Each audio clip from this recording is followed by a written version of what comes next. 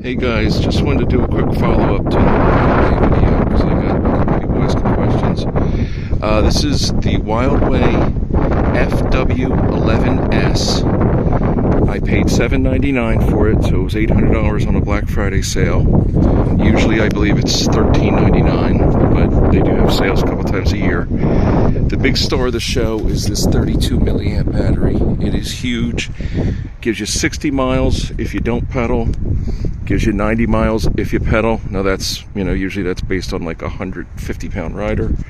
So depending if you weigh a lot more than that. I'm about 225, so I would probably get, maybe 40 miles and 65 miles, something like that. But still, that's an enormous amount of mileage.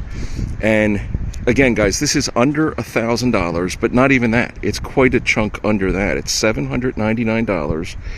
And again, just the replacement battery, to buy an extra battery, is usually $799. So try and figure out the math on that. You know what I mean? So it's quite a good deal. I think the sale is still going on now. Look at the bottom of my video, and there is, I think, I believe I'm going to be able to get a link to it. So anyway, the one or two things I didn't like about this, first of all, I love the low step. I have another e-bike that's a high step, and old football injuries got me, it hurts to sort of put my leg up over that, whereas this one is perfect. It's got the suspension seat, it's got the hydraulic brakes. Most of these usually have 40 millimeter of travel. Some of the better ones will have 60. This one here has 80 millimeters of travel. So it's actually pretty decent front shocks. You can lock them out if you want. And then again, the little touches that I mentioned in that first video I did. Look at the Wildway Hell. Instead of just the ugly screws here, they've got a nice gold metal, badge here. Not gold, gold embossed look kind of here.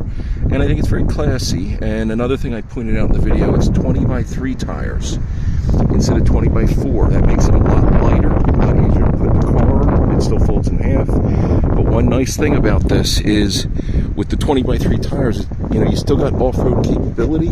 I was just doing off-road right around this lake here.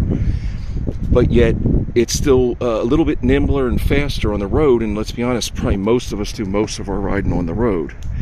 One of the little features, I like how it's got this sleeve here that keeps all your cords nice and together. I put some extra lights on here on the front, so at night this thing, really gets super bright. And again, I just can't say enough about this bike. I have another bike that was, I didn't pay that much, but it would originally have been about $1,500. And I think this bike is just as nice. Like, that has a 1200 watt motor. It gets to about 32, 33 miles an hour. This gets 31 miles an hour, and it's a 500 watt motor with a 750 peak. I don't know how they figured that out. Instead of buying, a little radio up here, I just took a little, dollar tabs here, or whatever they're called, these little pulls, and put, a Sony speaker on the back, so I can make it as loud as I want. You can actually hook a second one up here in like the summer if you really want to blast and go blasting through your park or whatever like an idiot. But anyway, I love the low step down, but then most of the low steps like this are rounded. You see how this has sort of like a squared look to it, and I just think that's a little bit more masculine with the low dip here, which that's the S for step down, because they saw another model called the FW11 that has the bar across the middle, so-called nutcracker. And this one with the S there, that means step down.